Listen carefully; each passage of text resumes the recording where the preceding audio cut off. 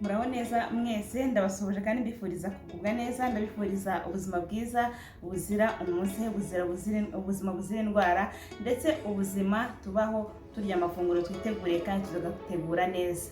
Nitwa Isabelle Dusengimana, ngwaye ikaze kuri Hot 250 TV yacu yizewe. Uyu munsi tugiye kurebera hamwe uburyo bategura capati z'amazi zirimo imboga, crepe zirimo imboga.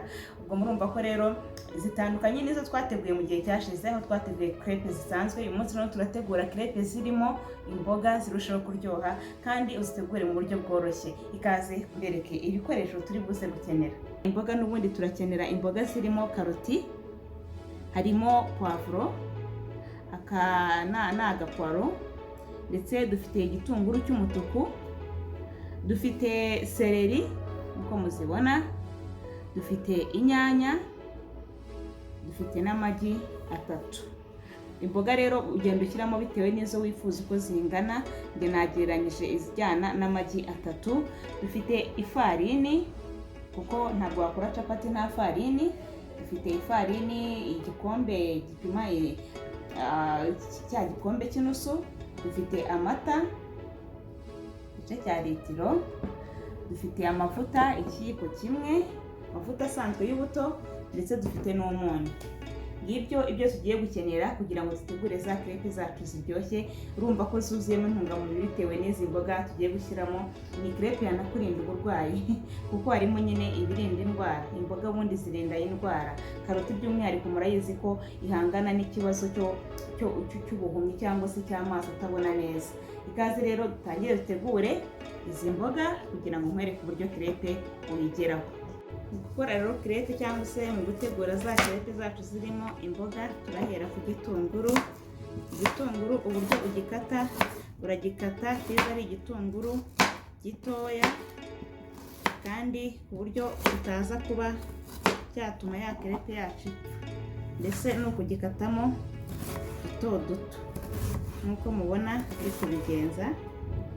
Tuze ari udutunguru duto ku buryo na crepe nuza kuyibona ubona ko udutunguru tuyihaye isura nziza. Kasemo duto duto, yego.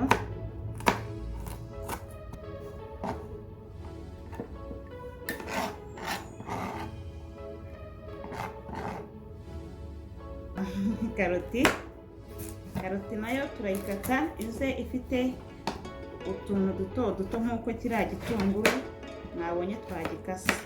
Gasaba ko nayo uyikata rwose ari karoti ntoya ikaza ari ntoya nyine, nk'uko forume wifuje ko crepe yawe zino mboga zigaragaramo zose. Ubwo nyine ugomba kuzikata muri ubwo buryo. Niba rero twakase utu dutoya, ubwo na karoti nazo ugomba gukata duto duto mpaka karoti zose uzirangije. Maze kuzikata, turakurikizaho gukata na za seleri ziri buze gutanga n'agahumuro keza kuri iyi capati y'amazi cyangwa se crepe tugiye gutegura imboga. Sahani shyira hamwe, ntabwo bitandukanya. Dukate ndetse no kuri poivro nayo ugenda uyikata ya bice bito bito nk'uko twakase ibindi, witonze rwose.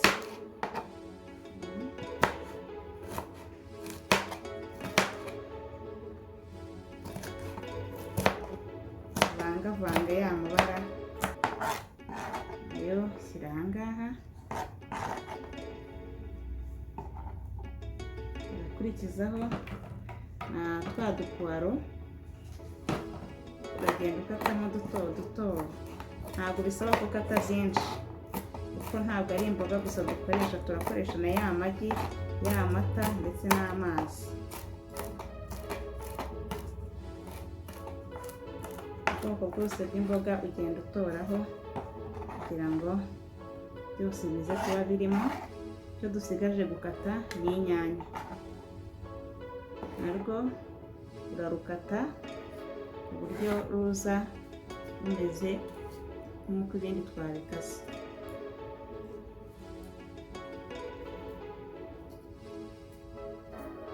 Duto duto witonze.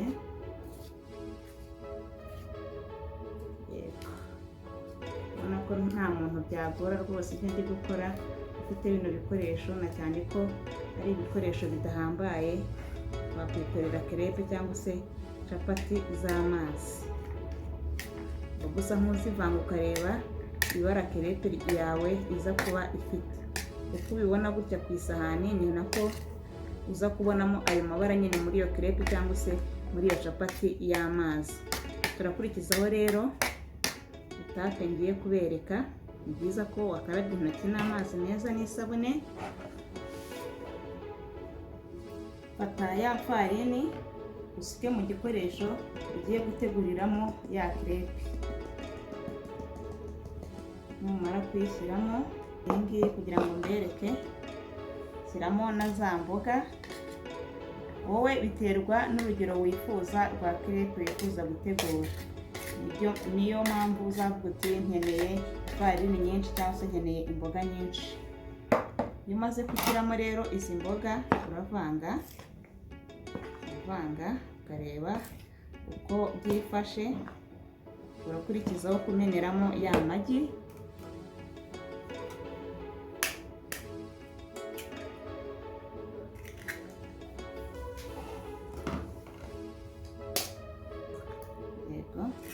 Nurangiza ukarage cyangwa se ukoroge amagi yivange na za mboga yivange ndetse na ya farini yivange na za mboga. Hano ushyiramo na ya mavuta ikiyiko kimwe,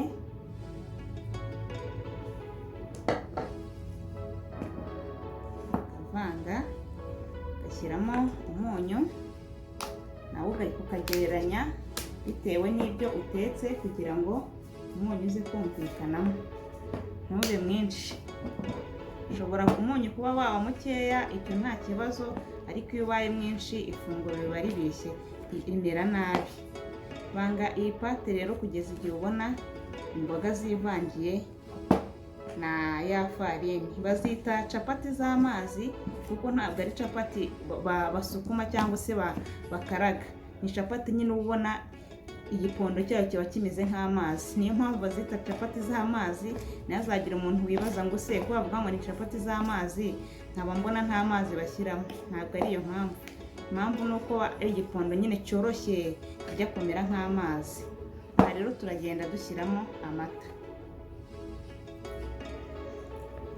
amata uyashyiramo ukavanga kugeza igihe nyine ubonye ko iyi pate turi gutegura ibaye nk'igikoma, yoroshye, kuko crepe igomba kuba ifite igipondo cyoroheje, mbese kimeze nk'igikoma. Niyo mpamvu bavuze bati ni capati z'amazi, kuko ntabwo twagiye kuzikaraga nka za capati zindi basukuma. Karaga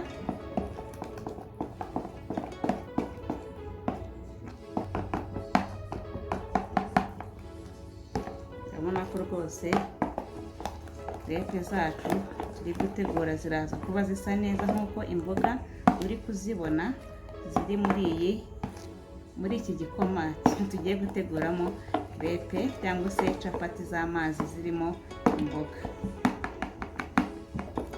Pate iyo ari yo yose, yaba yoroshye nk'igikoma, yaba yoroshye nk'amazi, yaba ikomeye nk'umutsima, yaba ikomeye nk'ibuye, ni byiza ko uyiponda ukayiha umwanya ukayiponda nyine kugeza ifarini inoze.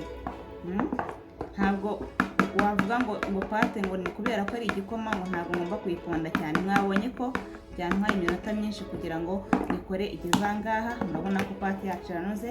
Karibu rero mu gikoni tujye guteka za crepe. Twageze mu gikoni rero, ipanu yacu twashyizeho utuvuta duke cyane, ni nko kudusigaho ubundi kugira ngo crepe yacu itaza gufata ku ipanu. Nidusigaho, ufite akaroso wasigishaho, utagafite ushyiraho nyine utuvuta dukeya. Ukoresha ikirushe ugashyiraho ya crepe,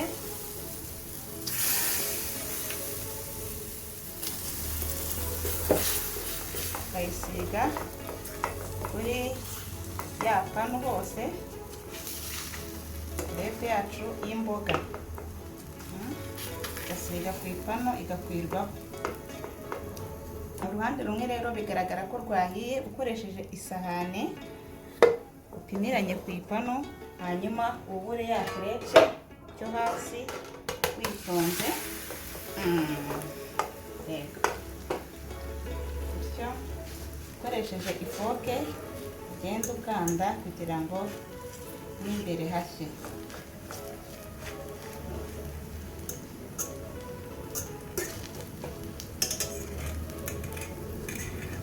Ureba ko utaza gushirira.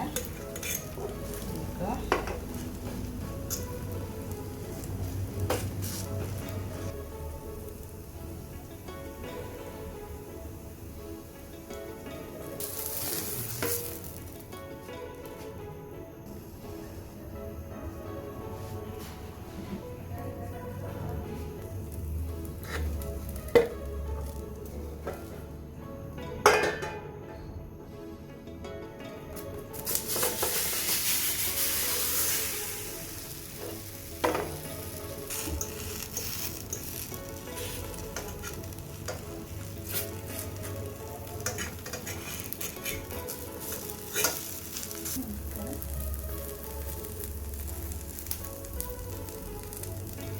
Crepe zacu rero zatunganye, murabona ukuntu zisa imbere. Ni imboga, harimo imboga rwose zimeze neza cyane. Kuzipresenta rero ushatse wayifata ukayizinga, ukagenda uzinga gutya. Urabibona, urabona ko hano crepe imeze neza cyane. Cyangwa se washaka ukayihina gutya, ukongera ukayizana ugahinamo gutya crepe yacu ukayipresenta gutya. Murabibona rwose ko ari sawa. Ubundi rero abakunda crepe, karibu rwose turyoherwe.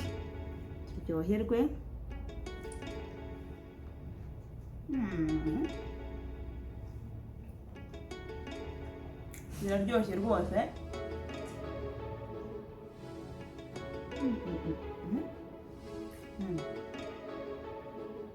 Vitamine iryinyo rwose rikinjira, ukumvamo bwa buryohe bwa za mboga twashyizemo. Mbashimire nuko tuno dukepe twose nturya.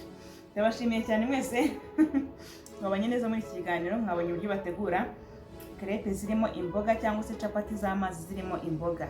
Nizere ko iyi video ikunyuze, kuri we wifuje ko nabigutegurira kuko mwayimbajije muri benshi. Ni igisubizo rero ko wayibajije. Nawe niba bikuryoheye cyangwa se ubona ubyishimiye, sharinga ku bandi bantu. Niba utarakanda kuri subscribe kandi ndakwibutsa kugira ngo uyikandeho, ubundi ibiganiro byiza bya Hot 250 TV bikomeze kukugeraho. Nitwa Isabelle Dusengimana, wongera ubona apeti.